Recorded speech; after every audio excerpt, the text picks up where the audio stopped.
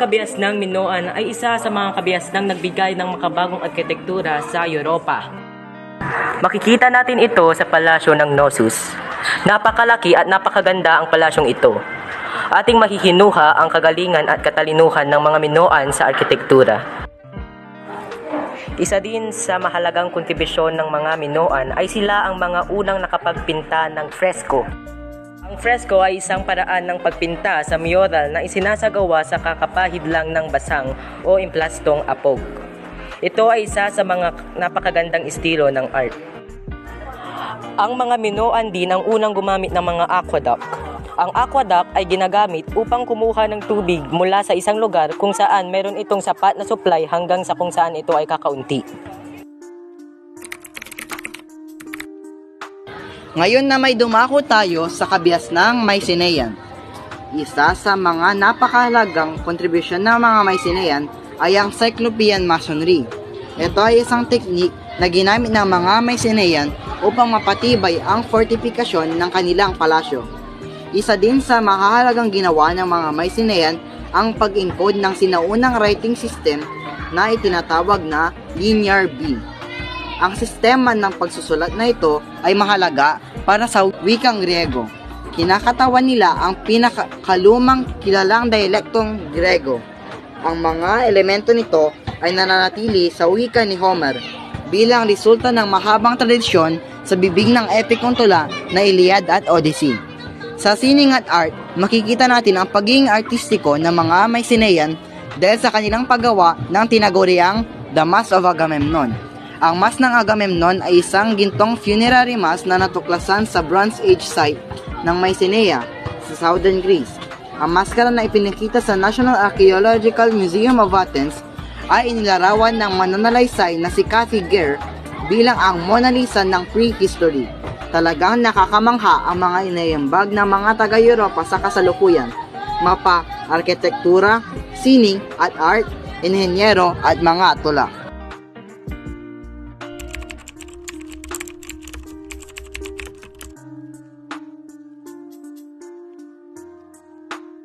Sa kasalukuyan, dapat nating matutunan ang tungkol sa mga kapasipansing kontribusyon ng mga sinaunang Griego sa iba't ibang larangan. Ang demokrasya ay isa sa ganyong kontribusyon. Ang demokrasya ay isang uri ng pamahalaan kung saan ang kapangyarihan ng estado ay nasa tao o sa buong populasyon ng isang bansa. Ang ama ng sistemang ito ay si Cleisthenes.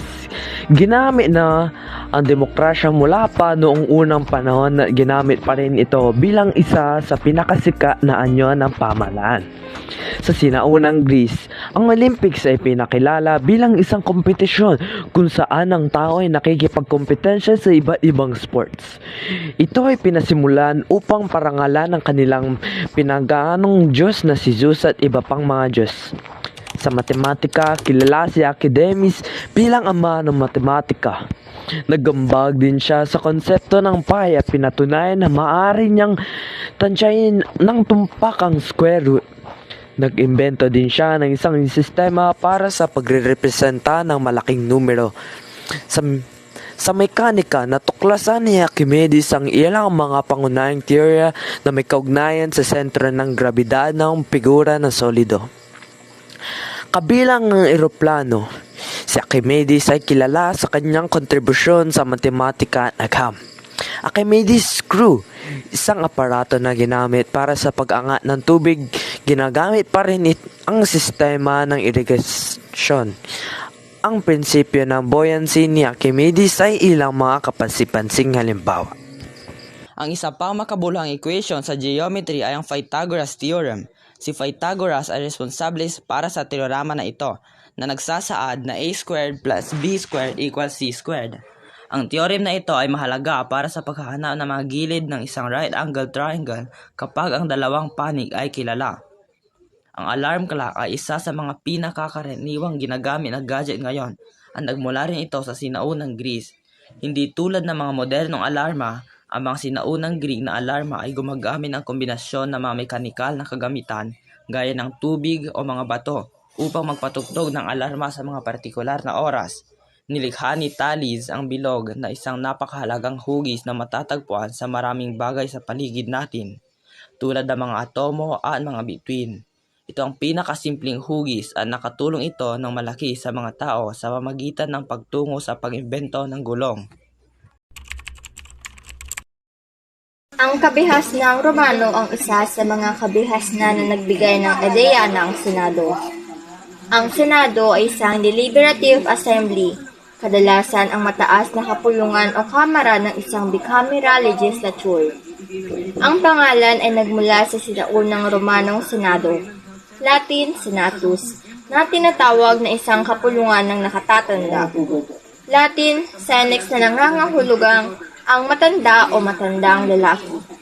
At sa makatuwid ay itinuturing na mas matalino at mas makaranasang miyembro ng lipunan o naghaharing uri. At hanggang sa kasalukuyan, ang mga bansang Amerika, Pilipinas at iba pang mga bansa ay mayroong Senado. Sa arkitektura naman, ang mga Romano ay nakagawa ng Colosseum. Ito ay isang tanyag na amphitheater sa Roma na kung saan dito naglalaban ang mga gladiator na pinapanood ng karamihan sa bansang Italy. Nakakamanghang arkitektura sa Italy ay ang Leaning Tower of Pisa. Ang pagtatayo ng Leaning Tower ng Pisa ay nagsimula noong 1173 bilang ang ika-8 at huling istruktura ng lungsod ng Pisa's Cathedral Complex. Sa partikular, ito ay tinayo upang magsilbing bell tower ng complex. Sa larangan naman ng mathematics, ang mga Romano ang nakaimbento ng Roman numerals, alinman sa mga titik na kumakatawan sa mga numero sa sistemang Romanong numero. I katumbas ng 1, V katumbas ng 5, X katumbas 10, L katumbas ng 50, C katumbas ng 100, D katumbas ng 500, at M ay katumbas ng 1,000. Sa sistema ito, ang isang titik na nilagay pagkatapos ng isa pang may mas malaking halaga ay nagdaragdag, kaya ang XVI ay 16. Samantalang ang isang titik na inilagay sa harap ng isa pang may mas malaking halaga ay binabawasan, kaya ang XC ay 90. Napaka-importante ang mga symbols na ito dahil kadalasan ginagamit sa mga kabanata. Mga pahina sa mga appendice o introduction ay binibilang din ng mga Roman numeral. Sa mga dula, pinaghihiwalay nila ang mga gawa sa mga seksyon. Ang mga Roman numeral ay makikita sa mga magagarang orasan at relo.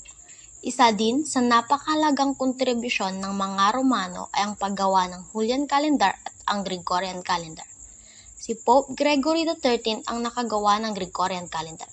Ang Gregorian calendar ay isang kalendaryo na ating ginagamit sa kasalukuyan. Ito ay isang napakatumpak na kalendaryo at ito ang kalendaryong ginagamit ng karamihan sa mundo. Ang kalendaryong Gregorian ay napakalapit na kinukopya ang solar year. Mayroon itong 365.2425 na araw. Ang solar year ay may 365.2422 araw. Tayo sa kontinente ng Afrika, mga kabias ng klasiko ng Afrika ay talagang nakakamangha dahil sa kanilang kayamanan at natural resources. Isa na dito ang kaharian ng Kush. Sila ay kilala sa kanilang galing sa arkitektura at sining. Makikita natin ito sa kanilang pyramid sa Morio. Ang pyramid na ito ay pinatayo para ilibing ang kanilang mga patay, pero ang pagkakaibahan ng pyramid nila sa Ehipto ay ang mga patay nila ay binabaon sa loob ng pyramid. Di gaya ng mga Ehipto, nasa ilalim ng mga pyramid. Sa kaharian naman ng Aksum, sila ang gumawa ng pagluluwas ng garing, baon ng pagong, ginto at esmeralda, at pag-angkat ng seda at pampalasa sa iba't ibang panig ng mundo. Magagaling din sila sa pottery. Isa pa ay sila rin ang nagpakalat ng Kristyanismo sa iba't ibang panig ng Afrika. Sa kaharian naman ng Ghana, makikita ang masaganang ekonomiya at paglago ng Trans-Saharan at kalakalan na nagbigay daan sa maunlad at mas malaking sentro ng lungsod. Hinihikayat din ang pagpapalawak ng teritoryo upang makakuha ng kontrol sa iba't ibang ruta.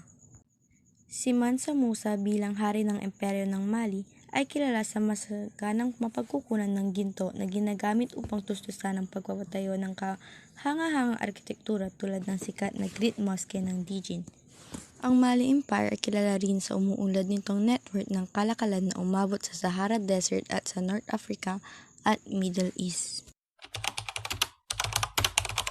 Tuklasin naman natin ang kontinente ng Asya sa mga pulo ng Pasipiko.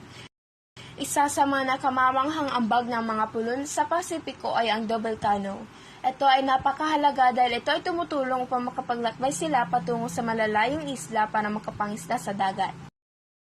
Sa kabiasnan ng Easter Island ay may tinatawag na muway. Ito ay mga estatwa na ginagamit upang makuha nila ang kaluluwa ng kanilang mga ninuno.